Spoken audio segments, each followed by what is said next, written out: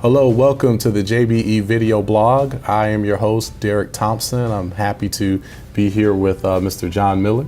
Thank you so much for joining us today. I'm happy to be here, yeah. All right. Well, we're very excited about the blog that we have established here with JBE. Every month we will feature a new topic and talk about various subjects that are helpful for various small businesses and business owners. So delighted to have you here and to hear all the knowledge that you have for us today. All right. All right.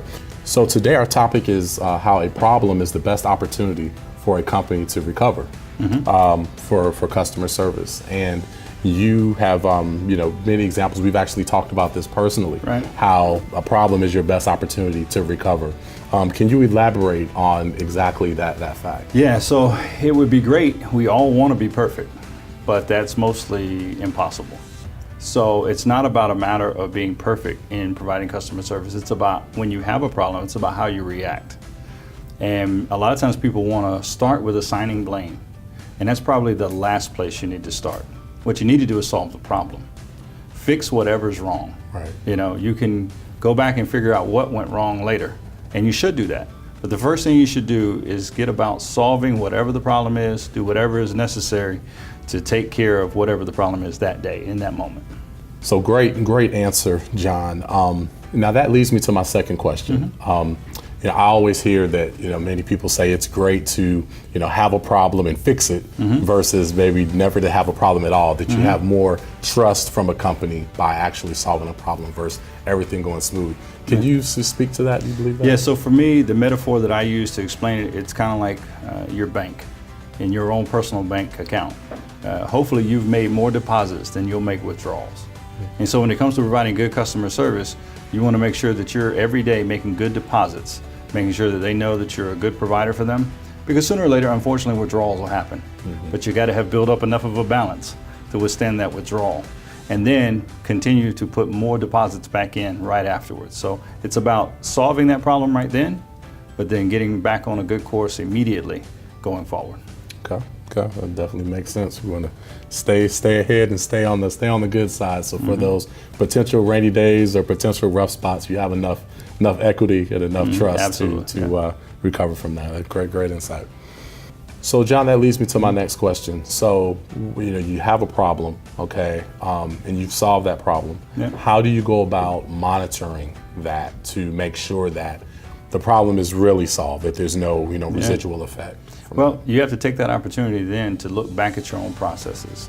Whether you use a 5 or a corrective action, whatever, go back and figure out what did break down and then figure out how you can shore that up so that it doesn't happen again.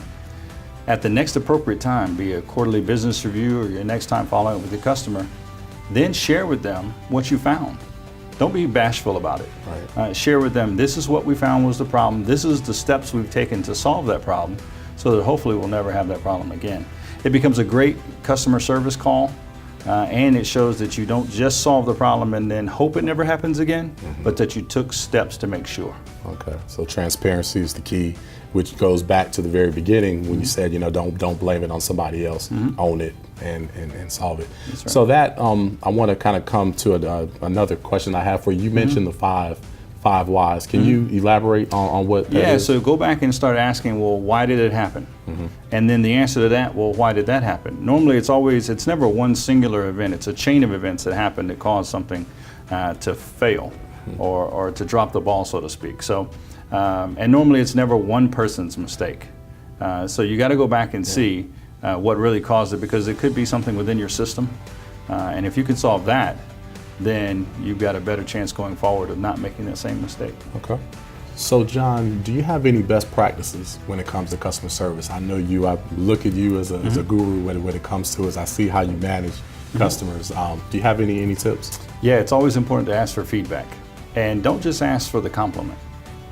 Whether you schedule a quarterly business review or semi-annual or annual business review, ask for that hard feedback that you need. Customers like to be able to tell you what they really think.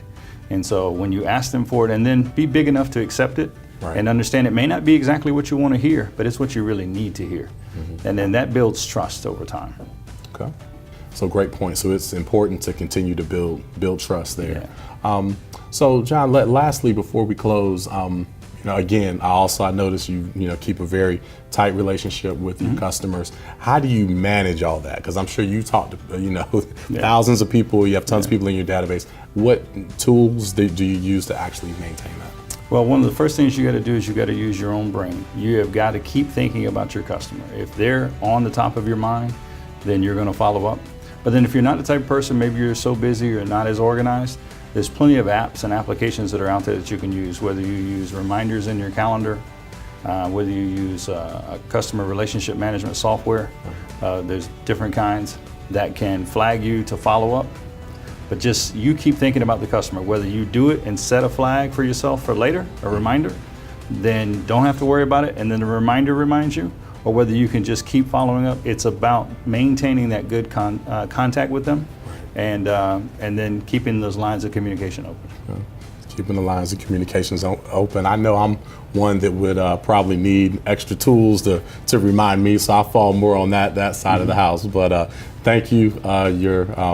The information you provided today has been very enlightful for me, and I feel like it'll be enlightful for everybody that's watching. So Sure. Thanks for joining us today. Yep. This concludes our blog for this month. But stay tuned as we continue to provide more blogs with great timely topics on how to help your small business or help you lead your business. Be sure to visit jbeinc.net for more blogs and also to schedule a tour. You don't want to miss this facility. It's a great facility. And once you visit, you will most likely be pulled in. So you may want to beware. See you next time.